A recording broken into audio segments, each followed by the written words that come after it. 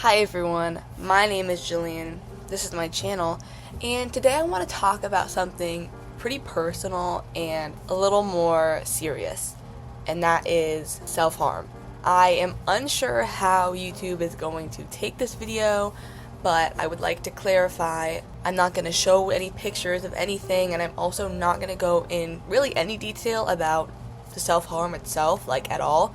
This is purely a video for some ideas of coping mechanisms and some advice that I've sort of gathered over the last few years of, grappling with my struggles. I have been 2 years clean, so I think that I'm a little bit qualified to talk about this, but obviously I'm not a therapist, I'm not a professional. Please don't sue me, okay? I don't have any real, qualifications. I'm a high schooler. I just feel like it's helpful to have some tangible advice and to have it on a platform like YouTube that is very accessible. I think that that's good because obviously some people really can't afford therapy, and obviously this isn't a replacement for therapy. Okay, this isn't a replacement for therapy. I'm just saying. But, if I can give some advice and maybe help someone out, that's great. Okay, let's get started. I have some pretty surface level tips, but the main section that I want to talk about is distraction, and I'm going to provide some real tangible things that you can do to distract yourself, okay?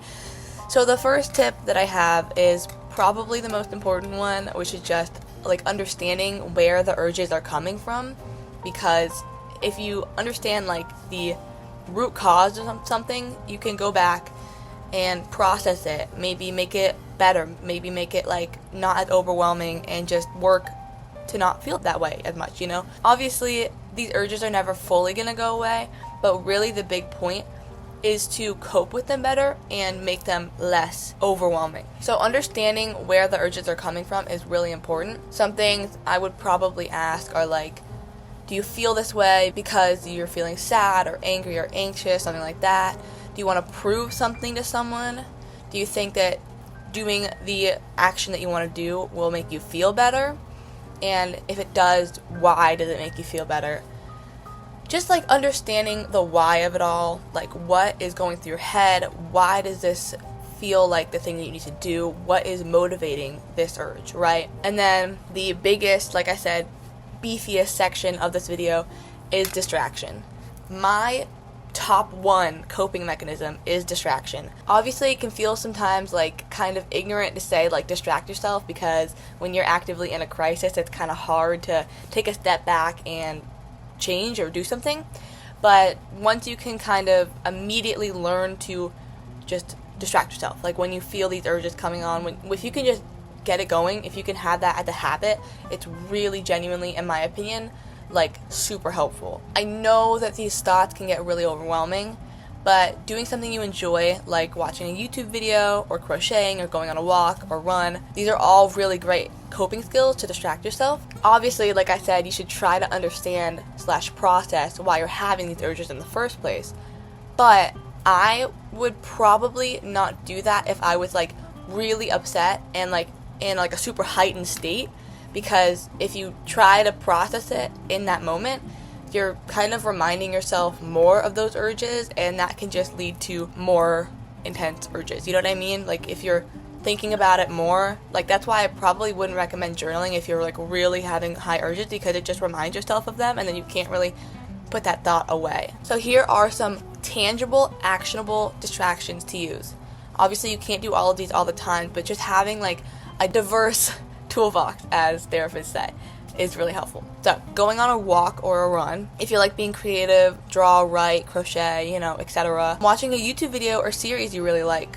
One thing I do is I made a playlist on YouTube of some really good videos that I know I can laugh at, that are really trusty and reliable videos, They're my favorites. You can play a game that you really like The Sims 4, Minecraft, Animal Crossing, or Roblox, or anything like that. I don't know what games you play, but that's what I like to do. You could watch a reliable TV show or movie you like. One that won't stress you out a lot, so not a horror movie probably, and one that you can keep in the background and feel comforted by.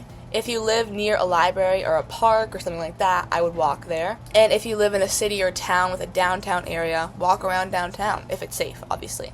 Do schoolwork if you're still in school.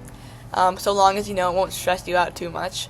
And obviously have a good work-life balance. This is a really specific one, but browse Wikipedia pages or look into like a super specific topic, or like watch a documentary on something that's like super specific and do like a bunch of research on it just for fun. It's just like a really good distraction because you're like putting all your energy in one place, right? Or honestly, just read a book. So that's some of my tangible, actionable steps. I think there's so many that it's really helpful because there's just a lot of options. So like even if you can't do one, you can probably do the other, right? And then honestly, this is the hardest tip to include or actually do, is talking to someone. I know it can feel really uncomfortable and vulnerable, but it's genuinely worth it. For me, talking to people is like my biggest coping skill ever because it helps me to get feedback on my thoughts, ground me in reality if I'm getting like unrealistic or delusional, or if I'm really escalating a situation that like isn't really happening, or like really just to have someone there that's listening, Make sure you're talking to someone that you feel like you can trust. Don't go around trauma dumping on random people you don't have a close relationship with, because that's really not good either, but try to talk to people about what you're feeling.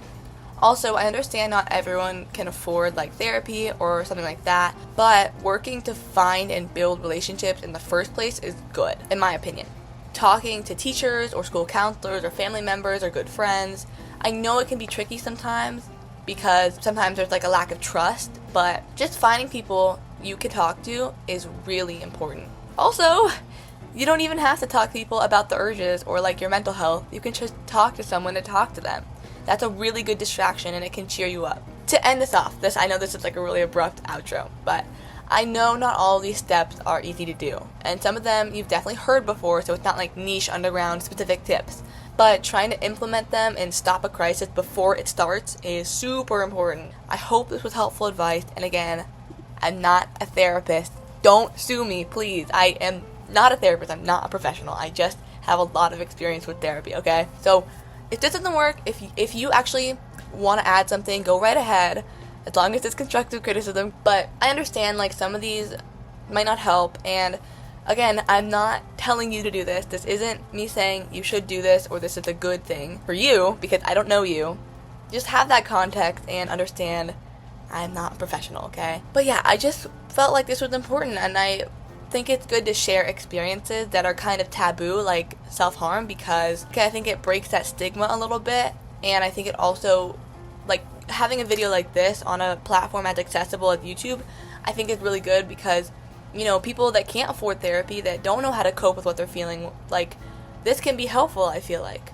Obviously, it's not always, and, whatever, but I think it's just, nice to have this somewhere. I hope that it was helpful. I hope that this was at least somewhat enjoyable, and I hope that YouTube doesn't take this down. So, thank you, and have a good day.